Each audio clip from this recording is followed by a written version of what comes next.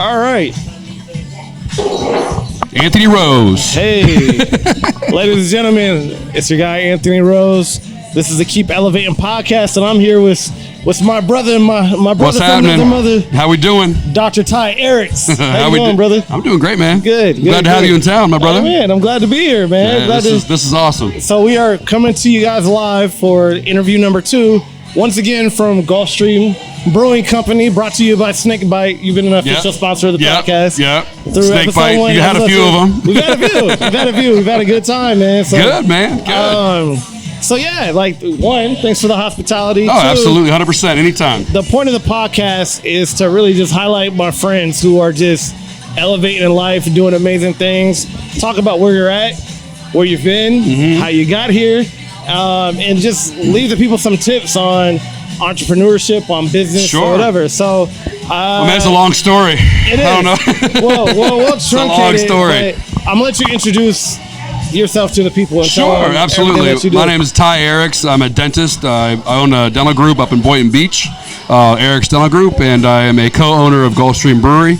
I do the whole story and how it all started, or tell them. I want to know about tell them about dentistry, how we met, and then we'll talk about how you got this going. I met Anthony in college. We pledged the same fraternity. Went through a lot together. We went through a lot together. Played college football at University of Washington as well. Did my undergraduate degree in neurobiology, knowing I wanted to go into healthcare, and then subsequently took a year off and then applied for dental school. Got into Boston University, and that's where my wife and I ended up going. She went to law school there, and I went to dental school there, and that's actually where I learned how to brew beer. Was a buddy of mine in dental school as a freshman in college, or dental school. We were poor, had no money, living in basically downtown Boston, which is crazy expensive, like being in Seattle, all that stuff, super expensive. And one day he's like, hey, I know how to brew beer. I used to brew beer with my pops. His dad was is a chemistry professor in Brazil. And wait, he's a chemistry professor where? In Brazil. Oh, wow. Yeah, okay. And so all the students in his class that got A's at the end of the semester got to brew a beer with the professor. So my buddy grew up doing that with him, and of course when he said, hey, I know how to brew beer, I'm like, all right, whatever. But hey, we had no other choice at that point in time. We had no money. Like I said, we had no money. We couldn't go to the bars and all that kind of stuff. So we started making it, and it was never terrible. But it wasn't good at that point in time either. So like any labor of love, man, you just go after it and keep doing it and keep doing it and keep doing it, and things get better and better and better as you kind of hone in your processes and all that kind of stuff. And then when I graduated dental school, again, we had multiple, 4 years of making beer, and but by the time we ended dental school, we did a lot of beers for events at the dental school as well. Yeah. So that was pretty cool. So there was a little bit of light at the end of the tunnel from the 4 years of making the beer. But once we graduated, I moved back to Seattle. I was a dentist in Seattle for 2 years. Nice. I met my business partner that I currently business partners with at the brewery through a mutual colleague of mine, dentist that I worked with, and met him, I guess, St. Patrick's Day of 2012. Wow. Is when I met him. And first time we went down to Vancouver, Washington, we started talking shop, realizing that a lot of our goals and thoughts about how we wanted to open a brewery kind of aligned, and we started doing the process of getting everything together, all the paperwork together to start it in Washington, in southern Washington, and I moved out here. Oh man, in 2013, end of 2013,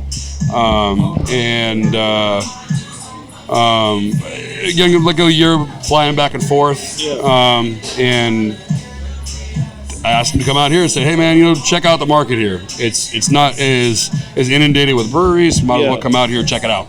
So came out here and ended up moving his family here in 2016. Wow. And total jump from the Pacific Northwest to coming out here. And, we opened this place up in 2018 and haven't looked back. Obviously every business has its ebbs and flows and hardships and glory moments and all that, and so that's been really, really good. Now, in terms of my dental practice, I was an associate for a long time. So from the time I graduated in 2011 until 2016, I was an associate at other practices. Gotcha. And in 2016, I was like, I really just need to do this for myself and take my I guess my experience that I've gained thus far and kind of do things the way I want to do them, because that was kind of the problem with working other places, is just kind of philosophies didn't align with other dentists that I was working with, and so it's been really, really good that way, and I've been totally blessed with a great staff, and so I got really lucky there. So, nice. But that's kind of my story. I don't really know. There's a lot of details in there that would take up probably 3 hours of podcast time. I got more questions. So again, this is Anthony Rose. This is Keep Elevating Podcast, and I'm with my guy Ty ERIKS. Keep elevating. So I want to go back to the when you took the year off. Yes. How significant was that? Do you feel that process was, or that time was, to your success now? And what did you do during that year off? Yeah, so I was, like I said, I did a neurobiology major in undergrad. I wasn't quite sure whether I wanted to go into medicine or go into dentistry. Yeah. I spent most of my time looking at the medical route. I really wanted to do neurosurgery is what I wanted to do. My uncle is a retired pulmonary specialist in Seattle. And kind of around the time that I was graduating college, he's like, hey, I want to go into medicine. Yeah. Dealing with insurance is crazy right now. It's not really what it was, when I was younger in my practicing life. So, not putting a lot of thought and effort into dentistry, I went and I assisted my dad for a year, and I just said, hey, is this what I want to do? Is this how I want to go into healthcare to help people? Yeah. And so, it was key to what I wanted to do as a professional, for sure. So you took the year off, but you assisted your dad for the year while you took the year off. Correct. Okay. Some people go backpacking in Nicaragua. Man. You're like, I got time for that, and maybe like 15 more years. Yeah. Definitely. So being in the healthcare professional, I always feel like it takes a certain special type of person, right? And your background, being a football player, like it's kind of rare, like you hear about different football players who go into medicine, but talk more about what drives you to just want to help people in general and the type of person you are. I've been like that my whole life, man. And I'm always out to help people. If somebody needs something, I'll drop everything to go help them. Yeah. Sometimes at the detriment to, a family event or a kid's sporting events or something. I'm always out helping people, so it's in my nature to do it. And healthcare was a way that I saw that I could do it and actually make major differences in people's lives. Yeah. That and my parents were also in the healthcare field as well. My dad being a dentist, my mom being an RN. So yeah, definitely. And then when you think about, oftentimes with entrepreneurs, especially in my world, like just not having a 9-to-5 since 2010, but you do have people, especially with COVID, that are like, all right, I'm working at this company, or I might have this career path, but I also have this other endeavor I want to do. So I think you're the perfect person to speak towards holding down your career, but also this and going after the So when did you decide?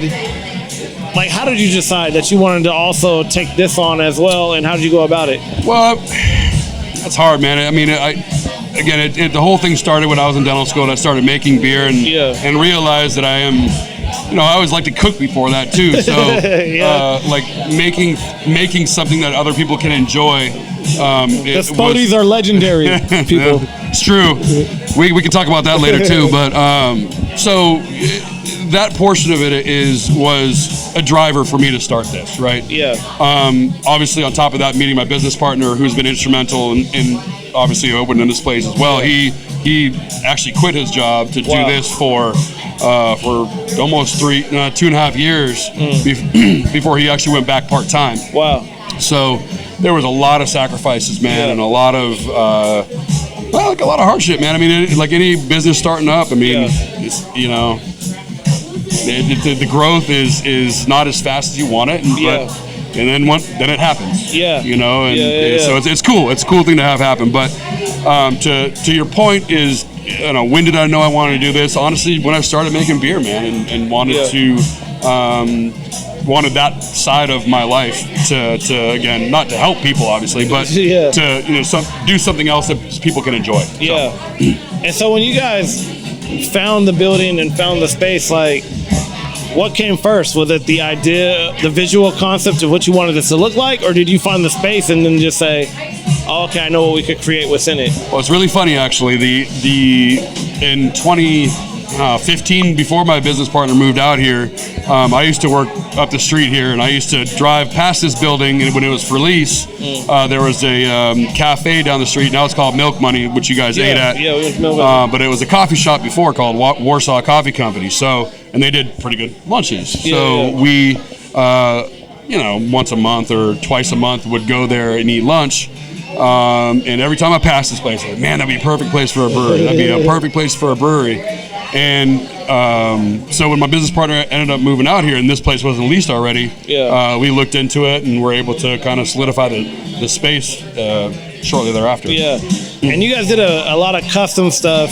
So for the people on the podcast, you won't see it, but if you go to the video version, I'm going to show you visuals of it. So what did you guys customize in this place? It was everything, right? Yeah. So this was basically white walls, white drop ceiling. They did have the offices back there in the bathrooms, but again, it was just white walls. This was a consignment shop before. Gotcha. So lots of nights and weekends, man. We spent my birthday putting up these bricks. Wow. Brick by brick. That's not brick like sheets. Yeah. It's single bricks that were put up and wow. placed up there one at a time. My business partner did all the lighting in here. Obviously, the fluorescents were here already. Yeah. We built out the pizza shop for them. Most of the bar was built by us. The steel structure had to be done by a contractor, but we flew my business partner's buddy out here. We poured the concrete countertop. Wow. So we did everything. We built everything from the bottom up. So everything you see in here that's not a white wall was done by us. Yeah. So. Nice. So what is Gulfstream's philosophy when it comes to brewing beer? Because you guys have your own. I'm not a beer drinker, but I do recommend the Transplant. It's a beer. Well, right? It's because those are really the only two that he's tried. Yeah, so. I'm going to try some more. But the Transplant is actually really good. It's like a stronger cider, and then the Snake Bite is great. Yeah. But what is your philosophy, not only to the beer that you guys make, but then your philosophy as like the tone you set for your company? Yeah. So the whole premise of the company was to come down to South Florida and make drinkable beers in this South Florida outdoors environment, right? So, you know, we come from obviously the Northwest. I mean, you know, there's lots of breweries out there, and lots of the beers are big beers. They're stouts, they're big, heavy, high alcohol beers, and we wanted to basically bridge that gap, bring drinkable beers to South Florida, or more of a variety of drinkable beers, because there are some very good beers out here as well.